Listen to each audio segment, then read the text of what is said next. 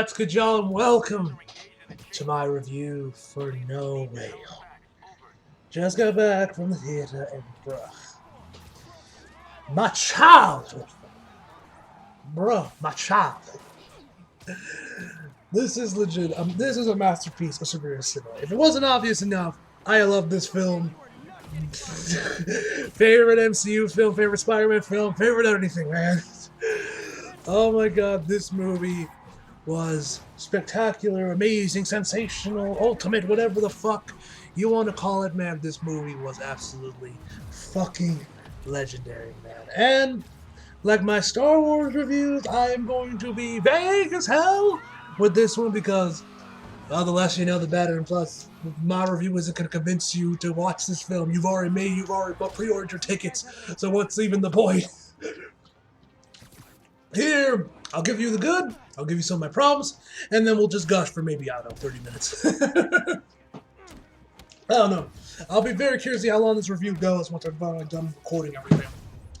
But anyway, guys, enough jibber-jab, let's jump right in. So the movie stars, of course, Tom Holland, Zendaya, William Dafoe, Marissa Tomei, Alfred Molina, Jon Favreau, and the plot of No Way Home is Doctor Strange and Spidey in multiversal fuckery. That's all you're getting for a plot synopsis. Like I did with my Star Wars video, you guys, I'm not going to give you a plot synopsis. I'm going to be as vague as hell, man. But so, okay. I will preface this review right now. I'm going to obviously, like usual, do the spoiler-free part, and at the end of the video, we'll do the spoilers discussion, which will probably end up taking up the bulk of this video. But I am just going to tell you guys right now, I am not going to confirm nor deny any characters that have been rumored to an appearance to actually appear in this film. You guys, if it hasn't been shown in the trailers, I'm not going to talk about it, at least in the spoiler-free part. So I'm not going to be confirming or denying shit, at least here, man. So let's get in with the positives. First off, the guys. Tom Holland, legendary, man. He was fucking amazing. This is probably his best performance, honestly. Low-key, I would honestly think this man deserves an Oscar now. He was fucking phenomenal in this film, especially around the last act. Another thing I gotta praise, man, is Zendaya. Yo, shout out to Zendaya, man. For all you guys that are OG subscribers to the channel, or if you've seen my Homecoming review I did when that movie came out back in 2017, you guys know how extremely hesitant I was about Zendaya being the MCU's MJ, just because I was wondering if she would even like bring justice to MJ in the MCU. Because remember, before this, the only thing I saw Zendaya in before this was Shake It Up on Disney Channel, and I didn't really think she had what it takes. But man, she has proven me wrong, not only here, but also in Far From Home, man. She is spectacular, man. She's an amazing MJ, man, and I love her, man. She's amazing. And then that's one thing I gotta say I love about this film is that I'm so happy I got to say this, man. MJ and Peter's relationship is the heart of this film, man. And I love how this film really focused on them and really gave them the screen time and the time for the relationship to develop. They are, without doubt, the heart of the film, man. And as someone that fucking loves MJ and Spider-Man, you guys know how much I love those two, man. I'm so happy to see another Spider-Man film where they are the focus and they are the heart of the film, which we haven't seen since, you know, the Sam Raimi trilogy.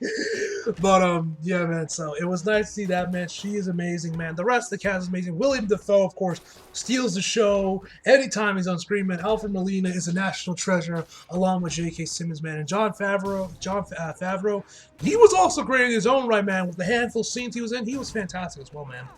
But another thing I gotta praise, man, the opening 10 or so minutes, where we really get to see the immediate aftermath of Spidey's identity being exposed by Mysterio and how he's trying to cope with it, and MJ and all that shit with reporters on his ass. Of course, you got Joan Jameson going on at him, man. You know what we see happening in school.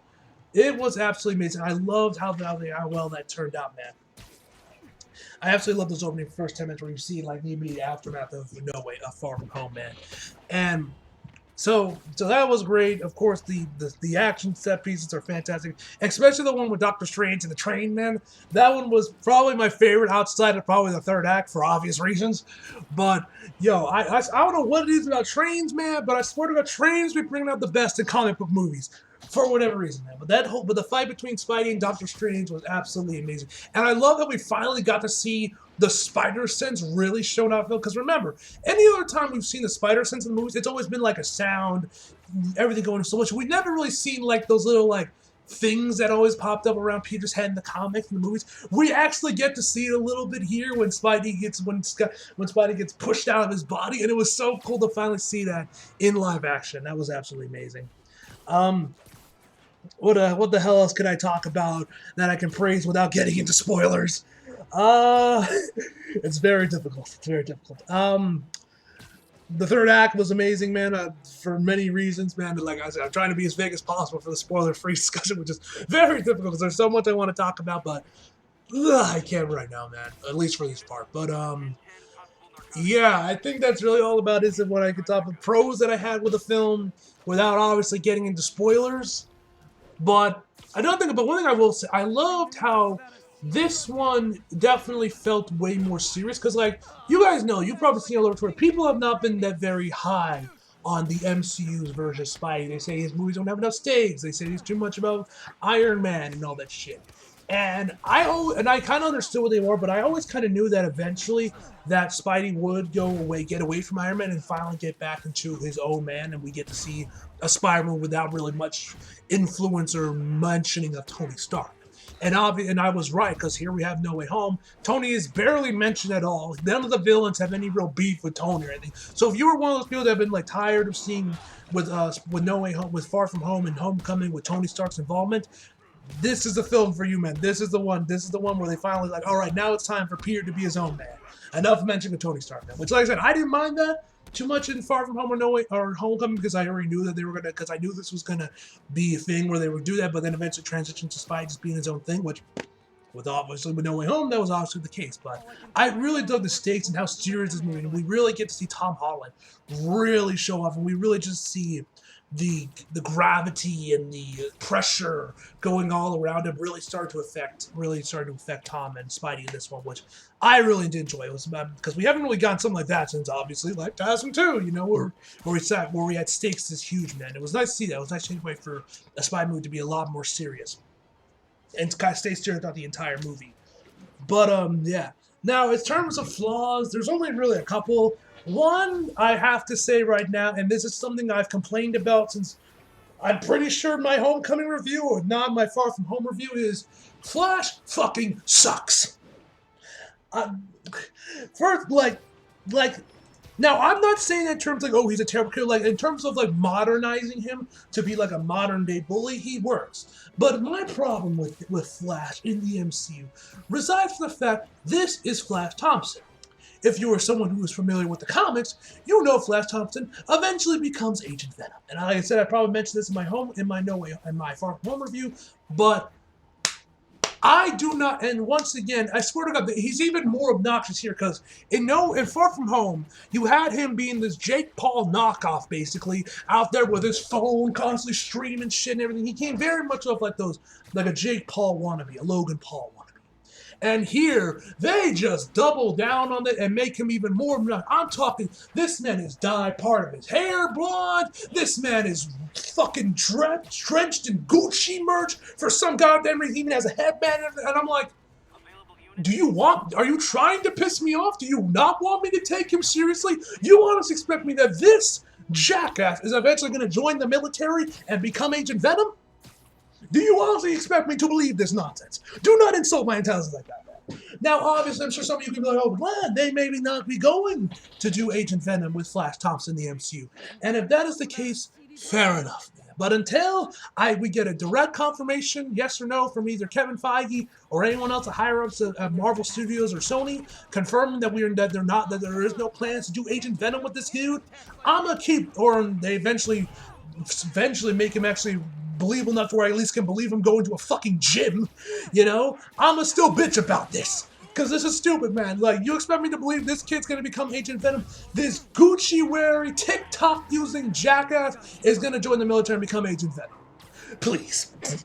So, that irked me, because he was, but thankfully he's not in the movie that long. He's like only in like the first half of the movie. After that, he's never to be seen again, thank Christ. But Christ, dude, I swear it's like every movie they make Flash more and more obnoxious. Ugh. Anyway, the only other thing I had a slight grievance with is with something that was in the credits, and things that weren't in the credits. I would go into detail more here, but that kind of gets more into spoilery territory, so I'm not going to say it. If you guys have seen the film, you guys probably know what I'm talking about. But that is my other grievance I have with them is just what we saw in the credits. But besides that, man, both post credit scenes were fucking fantastic as well, man. Yeah, man, I think that's all about what I can say spoiler free in this video. So obviously we give you guys my final verdict, and then we're gonna go into spoiler discussion. So, with that being said, my final verdict for Spider-Man No Way Home, to the surprise of absolutely nobody, is a 10 out of fucking 10, ladies and gentlemen. And now, ladies and gentlemen, we'll get into the spoilers discussion. So, if you've still not seen No Way Home and you don't want to get spoiled, leave now. Come back later, watch the movie, and then we can discuss in the comments. Alright? You done? You staying? Alright, let's jump right into the spoiler discussion and really get started. Okay, first off, yo, Toby looks so fucking old now. Bro, now, the entire time, I, of course, like a lot of you, have heard the rumors and the speculation about Andrew and Toby are going to be in the movie. Charlie Cox is going to make his trademark return as Daredevil, which he did, and I was so happy that when Daredevil showed up. I was a little disappointed because I was hoping we got to see him in, the suit and everything, helping out Spidey's, We didn't get that. He was more or less a glorified cameo.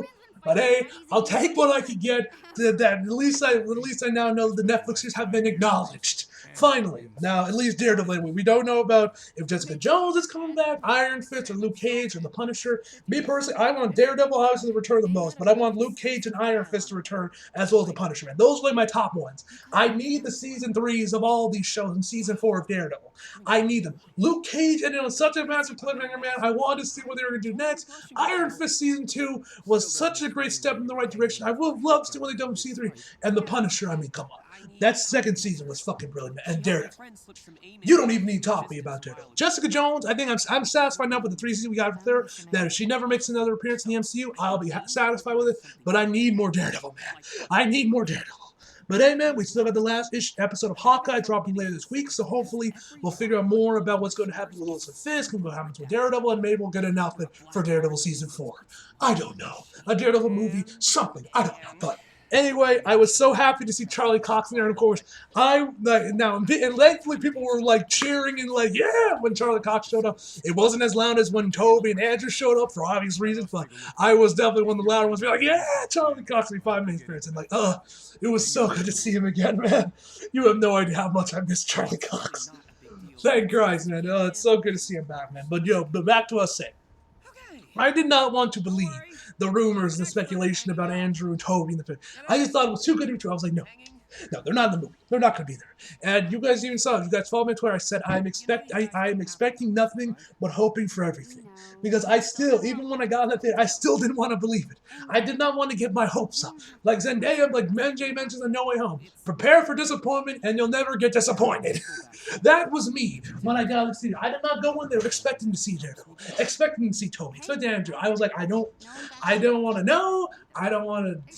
I'll wait. I'll believe it when I see it with my own eyes. And bro, when Andrew showed up, man, at first when Ned opens, and I'm very curious what they're gonna do with Ned now, since now Ned can obviously has mystic powers now, where he can open portals and shit. I'm not sure if he's gonna make an appearance in Multiverse of Madness or not. I wouldn't be surprised if he doesn't, but I wouldn't be surprised if he makes a quick cameo. Maybe Doctor Strange mentions Ned about what they might be doing with him in the future. But I wouldn't be surprised if Ned makes an appearance in Multiverse of Madness next year, depending on what happens. We'll have to wait and see on that. But when he opens the port and be like, "Where is Peter Parker?" And then when I saw him, and I instantly recognized it was Andrew because of how big the eyes are from his mask, and I was like, Andrew. And I was just waiting for bated breath, waiting for him to come closer. And when he did, bro, everybody in the theater lost their damn minds. Everybody was cheering. I was like, yes! I was screaming my head off, man. You have no idea how happy I was to see Andrew back, man. And then when I saw Toby, I was more shocked. Oh my God, he's so old now. Yeah, it's been 10 plus years since Spider-Man 3, but bro, I don't know about y'all, but Toby looks like he's aged 20 years. Well, and it's such a contrast with Andrew because you look at Andrew, the man looks like he hasn't aged a day since 2014, while Toby looks like he's aged like 20 years since Spider-Man 3. But man, Andrew was so good to see him back again. And I especially loved it when Toby actually put Andrew over. That was nice to see them acknowledge and putting Andrew over, man. I did have a grievance with them saying that with them pointing when they were numbering the Spider-Mans, Toby was number 1, Tom was number 2, and Andrew was number 3. Shouldn't Tom and Andrew be switched because Andrew was the second Spider-Man live action one? Why you gotta put my boy in last place, man? But he was absolutely amazing. Andrew, I swear to God, man, like in Tarzan 2, Andrew Garfield deserves a fucking Oscar for him. Like, bro, this man, when Andrew showed up, this man sold the shit. I mentioned this the same thing with Willem Dafoe, but yo, when Andrew showed up, man, he sold. And my God, his performance with the limited scenes he got, man, Andrew had such an amazing performance, especially when he rescues MJ. You can see the pain and sadness in his face, man, because he's probably remembering what happened to Gwen. Oh, it was so good. I'm like, bro, my man, seriously, man, I miss Andrew so much. I don't know what's gonna happen next with Andrew and Toby. I don't know if this is a one and done. We're never gonna see them do live action Spideys again, or maybe we'll see Andrew in Venom 3. Maybe. I'm not holding my breath as much as I want to believe it, man. And I'm right there with the people saying they'll be like, yeah, TASM 3, make TASM 3, which I do find hilarious that people are now acknowledging Toby, are not acknowledging Andrew, now are acknowledging TASM. And I'm like, oh, now you want to acknowledge him. Where the fuck were y'all back in 2014 when TASM 2 came out? I swear to God, man, I felt like I was the only person that was actually sad that we didn't get TASM 3 when, the Sony hacks happened and everything. I was sad that we didn't get that Sinister Six movie. I want to see that Sinister Six movie. I wanted to see TASM 3. But we didn't get shit, and everyone was like, yeah, MCU. And now everyone's like, give me TASM 3. I'm like, oh, now y'all want it. Now y'all want it. After, like, what? 5, 6 years? Now y'all want it? 7 years? Now y'all want it? Little annoying on that one. It was the same thing with the Snyderverse. Everyone was like, when the Snyder cut came, they're like, restore Snyderverse. I'm like, oh, now y'all like it. Where were y'all for Man of Steel? Where were y'all bitching about, like, oh, there's too much distraction? And I'm like, fuck off. But yeah, man. So that was, but hey, I'm glad to see people are at least wanting it, but at the same time, like, it took y'all this long to acknowledge Andrew? That's where a man doesn't get the respect he deserves, man. But anyway, Andrew was amazing. His performance was spectacular. Toby, it was just nice. It was just nice to see him again, man. As someone who grew up with the Sam Raimi trilogy, that trilogy has a special place. For God's sake, and y'all have seen, if you guys subscribe to it, you guys bumper, you guys know how much I love the Sam Raimi. I have them fucking proudly displayed at the top of my shelf in all the back of my videos, and I own 3 copies of the first Spider-Man movie. Those movies mean a lot to me, man. I've had those DVD copies since I was a kid. It was just nice to see him again, man, and like Toby was awesome. I found it hilarious they treated him like an old man in the movie where he's like, oh, my back. One thing I did love about when all 3 Spider-Men finally started to interact. First off, like I said, the interaction between Andrew and Toby was amazing, man, and seeing Toby put over Andrew. But I just love when they were talking about like their web shooters because Toby has the organic webbing while Andrew and Tom both have web shooters. So that was really cool to see him mentioning about like, oh, you guys can't do that. And it was also interesting to finally see that leaked footage of Andrew finally seen into the film and what it was actually meant to look like. Because Toby was like, oh, Andrew was like, oh, that's Photoshop. That's Photoshop. Clearly not, my guy.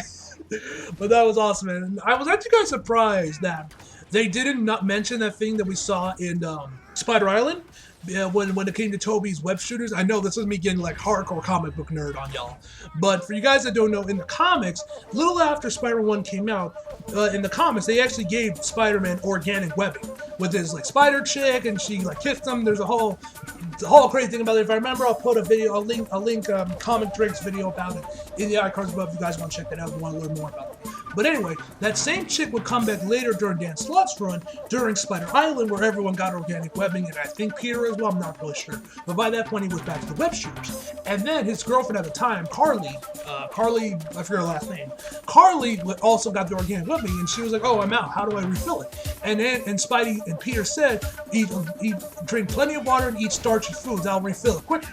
And I was kind of surprised they didn't mention that with Toby, because he has organic webbing while everyone else has web shooting. But obviously that's me getting like hardcore comic book nerd on y'all. But still, it was just so much fun to watch them, seeing the suits again, man.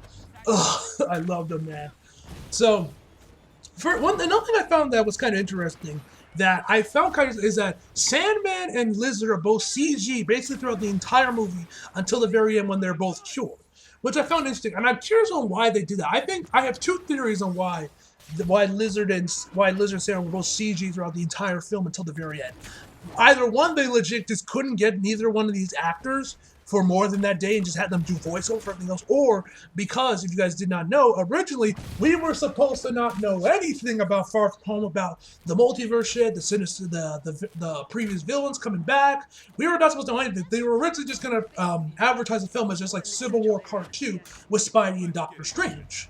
So it would make I'm curious if they probably did that just so they could have kept it a secret about them villains coming in instead of like so they could keep them out there and only have like William and Alfred Molina and Jamie Foxx on set, so they can keep those two out because they're mostly CG anyway. Might as well leave them out, so no one gets suspicious. But that was kind of interesting to see. It was actually kind of interesting to see Sandman in like fully CG form, but not that giant musk form, but like his normal size, but just covered in sand. I really thought the design they went with it, man. I thought it looked really, really cool.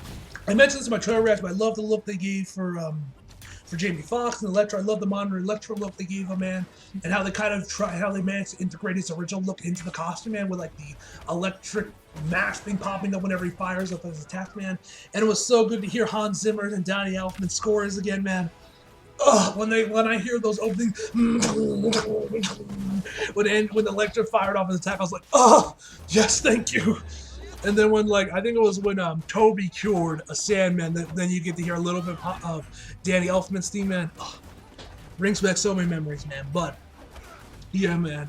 Now one thing I gotta mention. First off, a couple things I've enough to be gushing about Andrew and Toby and all that shit. Another thing that's got caught up. First off, yo, they killed off Aunt May. Bro, yo, I did not expect them to kill off Aunt May. I was shocked. I was like, yo, they straight up killed off Aunt May which I was shocked by, because, you don't think they're going to kill her off, because, they've already took care of Uncle Ben. They don't need to kill off Aunt May. And I was shocked that they actually did it. I was like, first off, let's be real, Spider-Man PS4 is probably what gave them the idea, because Spider-Man PS4 did it only a few years ago. So I wouldn't be surprised if they got the balls to do it because Spider-Man PS4 did it first. And I would say both the deaths worked amazingly well. Both of them were equally as shocked when you're like, yo, they just killed off Aunt May. What the fuck? The balls on these filmmakers, man. The balls on these writers. And I also love the fact that when they're dying breath, she says, with great power comes great responsibility. It was nice to finally hear that in the MCU, man. So that was awesome. And what's her name again? Marissa Tomei, she was great, man. That whole death scene, oh my god, Tom's performance, man. Seriously, I know both these men are not going to get Oscar noms because the Academy refuses to acknowledge superhero movies unless the actor's dead. But bro, Andrew and Toby both need Oscar noms for this. They both deserve Oscar noms for this movie, man. Both of them gave such spectacular performance, man. They were both so good, man. Like when Aunt May died, and then you got Happy coming in there, man. Ugh. So good, man. It was so shocking. I'm like, bro, they killed off Aunt May. And then so that was shocking too. But the one thing that was most shocking about the film is that one more day, they made it work. They actually made quite possibly the worst Spider-Man comic book storyline, at least major one, outside of Sin's Path, which thankfully is no longer canon. Thank you, Nick Spencer. They actually made it work.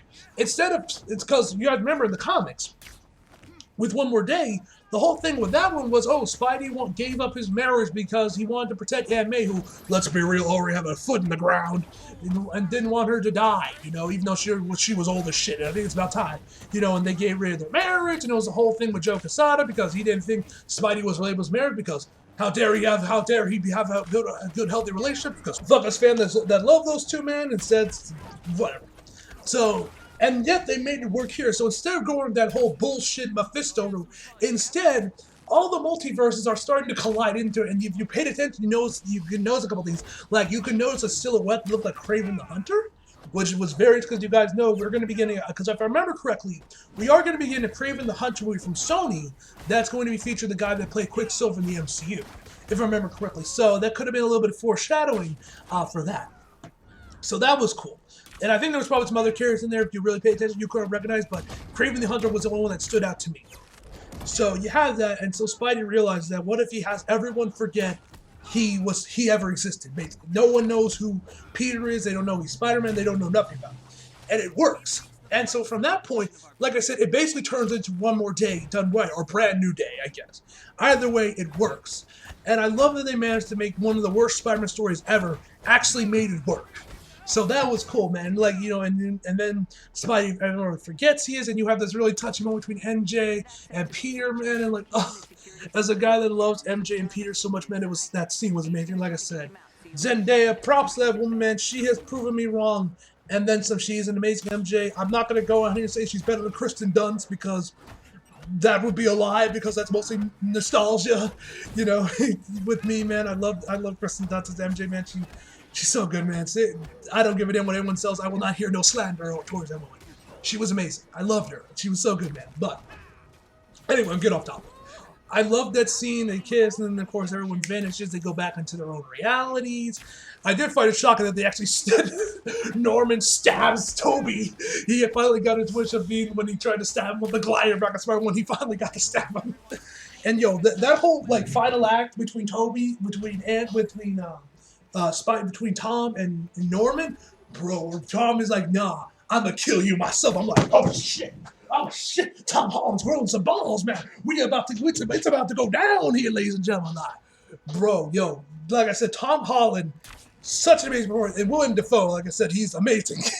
Willem Dafoe is a fucking legend, man. Like, bro, I was losing. And then, of course, Toby's the one that stops him and tells him, relax, man. And the hug, the three Spider-Man share, man.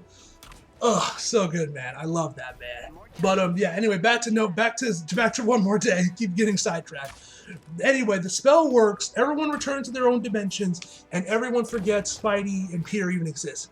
And I love the scene where Spidey like holding this letter. He's like trying to like think of how to talk to MJ and like bring her up back up to speed. He gets into the coffee shop she's working at, which was interesting that we saw MJ working at this coffee shop. We see she's obviously not, she obviously doesn't like it there. Her boss isn't the nicest to her. And I like that they actually did acknowledge MJ's father in here, because we haven't really mentioned anything of that since, like, you know, the Sam Raimi trilogy. But it doesn't seem like he's as abusive as he was in the Sam Raimi trilogy, it looks like, but whatever. Anyway, I keep getting sidetracked. When he gets in there, I love the scene where he tries to convince her, but he ends up just taking a coffee and leaving, man. And then he gets his own apartment, and like I heard a rant. I'm like, Mr. Dinkovich, is he all of a sudden? Did he get transported to this reality permanently too, like J.K. Simmons? Unfortunately, not. There was no Mr. Dinkovich, which sucks, because I would have liked to hear him say, "Rent, where's my money? Rent." Ugh. But yeah, he gets in there, he gets his own apartment, it's Christmas time, and then we end the movie off with Spidey getting a new costume that he made himself. And we don't get that many good looks at it, and we don't really get a good look at it, but yo, it looks very classic design, red, blue, no black, no nothing. It looks very classic, Tom made himself. Oh, it looks amazing, man. From the little glimpses we got of it, I'm sure we'll get a better look whenever Hot Toys releases their figure of it, because you know they're going to do it. Or, I don't know, Marvel releases stills of it. I don't fucking know. Either way, from what we can tell, the suit, it looked great.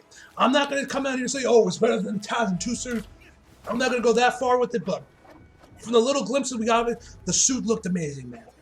Now, let's hop on the post-credit scenes, because we got a lot of talk here. First off, one thing I'm kind of annoyed with is that in Venom Let There Be Carnage, they brought him into the MCU. And then here in No Way Home, they push him back to his own reality. That kind of annoyed me. It was like they were like, "Oh, he's in the MCU now." Psych! Because he's talking with like this waiter and like this bartender in Mexico as he's trying to explain to him the Avengers and everything. Also, I love the fact that they kept up with the thing to how Spidey in both Tobey Maguire and Andrew Garfield's realities, there was no Avengers, there was no other Marvel heroes in there besides them. So they're all like, "What are the Avengers?" So I thought that was pretty cool, man. And I also loved what we saw of Andrew. I know I'm all over the place, but y'all have to bear with me. Spidey, man, y'all know I am with him. But I loved how we got to see what we got at least a little bit, a taste, a sliver of what post Tasm 2 happened with Andrew Garfield, where it looked like the dude basically became the Punisher. He became Batfleck, killing motherfuckers, and was filled with rage, man. And when I hear them like, give me Tasm 3, you bastards! I want to see this! Give it to me! Give me back Mark Webb and Andrew Garfield. Let them create this. Give me Tasm 3, please! But anyway, post-credits. Let's get back to the post-credits before I get back to that one. Anyway, so like I mentioned before, they have Venom. He's talking with his bartender. About the Avengers and what's going on. I thought it hilarious that they said that when they mentioned Hulk, Venom's like, and you thought Flee the Protector was a terrible name, basically. But then eventually, as they're arguing, Venom, or Eddie, I guess, gets blipped back to his own reality, but he leaves a little bit of the Venom symbiote left. So obviously, it looks like we're not gonna be seeing Venom himself directly in Spider-Man 4 whenever that comes out, but we are going to be seeing Spidey get the black suit, it looks like. Hopefully we do. I would love to see that. Tom Holland with the black suit. Now, obviously with Venom going back to his own reality, no longer being fully part of the MCU, I guess. I guess they just wanted to just fuck with us, I guess, not fully commit to it. Or maybe they are, I don't know. We still got Morbius coming out later. We still got Morbius coming out next month. So maybe that'll finally make some sense. Because we know that one, the timeline in what universe takes place is completely out of whack. But whatever. So, with Venom back to his own realm, what do I think this means? I'm hoping that when Venom 3 comes out, in both the Venom movie and in Spider-Man 4, we get Venom versus Spidey, which is two different ones. Instead, with Venom 3, I'm hoping that we get to see Venom versus Andrew. I'm hoping Andrew makes an appearance at Venom 3. Please, just give me that much. I want to see more of Andrew and Spidey. Please. And I think for Spider-Man 4, we'll probably get Spidey, get the black suit, and maybe, I don't know, Ned will become Venom in that reality. I don't fucking know. Or maybe it'll be Harry. I don't know. But I think Spider-Man 4, we're going to see Venom. We're going to see Spidey get the black suit regardless, which I'm excited for. Now, then we had the post-credits, which at first I thought there wasn't going to be a post-credits because the credits happened, but then we got the little title cards from like Pascal Pictures, Columbia Pictures. I'm like, where's the post-credits scene? Is it not here? But then after that, then they played the post-credits scene, which ended up being just a teaser for Doctor Strange and the Multiverse of Madness, which I'm excited for. Sam Raimi's returning to direct that film. Obviously, as a Raimi fan, I am hyped for Doctor Strange and the Multiverse of Madness. But what we saw of it looked really, really cool. We're finally going to be continuing on with that black sorcerer guy that was in the first movie. I forget his name. It's been so long since I've seen the original Doctor Strange, man. But we have him. He looks like he's going to obviously become the main villain. We have an evil Doctor Strange in this one as well. So I'm really excited. And then, of course, you have Wanda coming in there. And all that's going to happen with probably whatever's going to happen with post-WandaVision and how they're going to be teaming up and shit. And now there's going to be the question because it's called the Multiverse of Madness. Who else is going to make an appearance? Are we going to see Loki in there? Are we going to see Andrew again? Are we going to see Toby again? You know, is Venom and Morbius going to be merged fully into the MCU permanently this time? I don't know. There's so much going on, man. And I also probably do a reaction to whenever the trailer gets officially released by Marvel, just so I can maybe get a closer look at it and analyze it and see if we get a little bit more, see what more I can get out of it from what we saw when I saw it in the theater, man. But yeah, man. Right, the credits. I almost forgot to end with the credits. So, my other grievance, like I mentioned before, was with the credits. First off, fucking Avi Arad gets a whole paragraph to himself in the credits where they're just stroking it to be like, this is all thanks to Avi, he's the reason we are here, and I'm like, Avi Arad, the same guy that strawman Sam Raimi to put Venom in Spider-Man 3 when he didn't want to, which, by the way, I want to say, as a 7-year-old, I was super excited to see Venom, and Topher Grace's Venom will always have a special place in my heart because, you know, I was so hyped for Spider-Man 3, but Sam didn't want to do it. Avi strong-maned him into putting Venom into the film when he didn't want to. The same Avi that was breathing down Mark Webb's neck for the Tasm films, that Avi Arad. And the same man that probably was the reason why 40 Minutes of Venom was cut, that Avi Arad. Like when you read the paragraph, I didn't read it, but I saw Avi's name and I just started laughing. The dude acts like he comes off like he's hot shit. This dude thinks he's Kevin Feige, like, yes, I'm the reason that you are here. I'm the reason No Way Home is a thing. I am the reason this multiverse is even a thing. I'm like, bro, why are you let's be real. I'll be either paid off Sony to put this in there, or he like used whatever pull he has at Sony to put this in there. Let's be real. Kevin, Amy, whoever did not willingly let this man act like he's hot shit. Let's be real. So I don't know what the fuck that was about. And then later on in the credits, they give a special shout out to all the comic book creators that they basically took their runs from for this movie. So they mentioned the GOAT, Brian Michael Bendis, J. Michael Straczynski, John Romita Jr., but then they also name dropped Joe Quesada and Dan Slott. You know, the same Joe Quesada that was behind No One More Day and Sins Past, two of the worst Spider-Man storylines ever. And Dan Slott, the man that had a stranglehold over Spider-Man comics for a decade. The man that most people, that a lot of Spidey fans think ruined Spidey's comics for years. You give them props, and also Dan Slott, the same guy that blocks anyone that dares mention him or dares critique his comics. Legit, I want you all to do me an experiment. Go on Twitter, and I want you to look up Dan Slott's name, and I want you to see if you're blocked by him, because chances are you are. Because I have never even mentioned Dan Slott's name once on my Twitter, and yet I'm blocked by him. I guarantee it's because I follow Xavier, and he didn't like what he had to say when Xavier made that video about the start of Nick Spencer's run, how he was taken and how he was criticizing Dan Slott. I bet you it was the reason. That's why he probably had a block bot installed on something. I bet you, because I've never once mentioned or said Dan Slott's name once on my Twitter, so I don't know why else he would block me. So you have that. But yet they couldn't spare the room to also give a shout out to Mark Webb and Sam Raimi. You know, the two men that are actually responsible for the reason why we're here. The man that directed these films that gave me so much joy, that I love so much, that I proudly own Blu-ray copies of, and a Blu-ray, DVD, and a VHS copy of Spider-Man 1. Y'all can put in all these names. You can give Avi his own paragraph to himself for whatever reason. You can give a shout out to Joe Quesada and Dan Slott, who many thought ruined Spidey comics. But yet you can't give a shout out to these two? Bruh. The disrespect, I swear, man. The disrespect. I hope Kevin Feige is treating Sam Raimi way better with Doctor Strange and the Multiverse of Madness, man.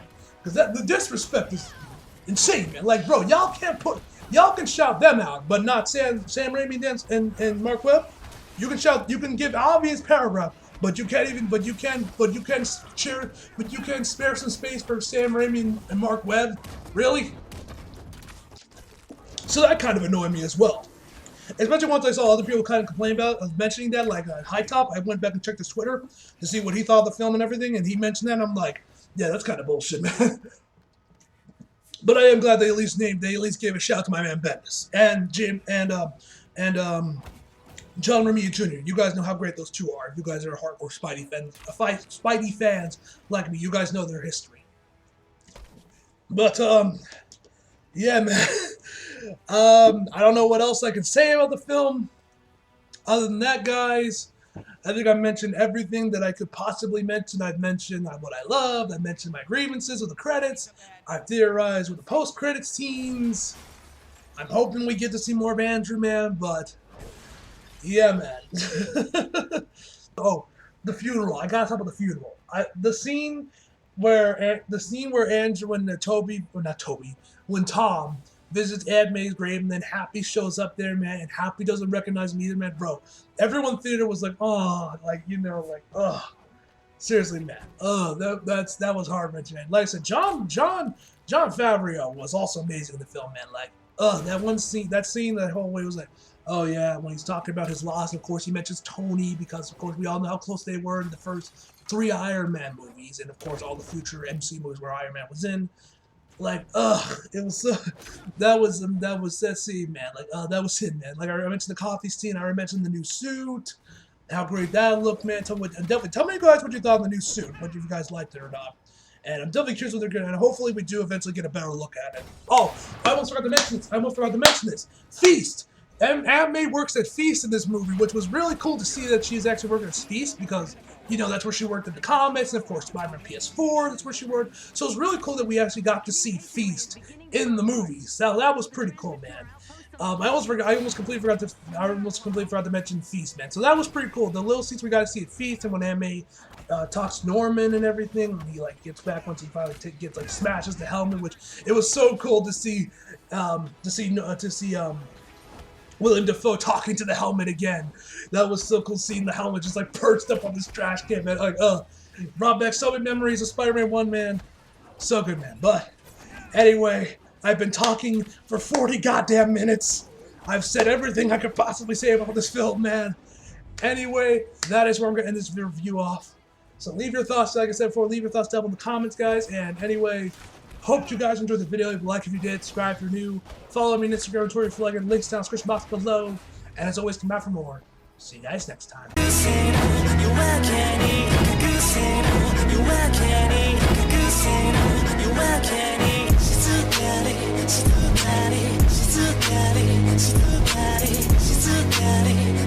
Body.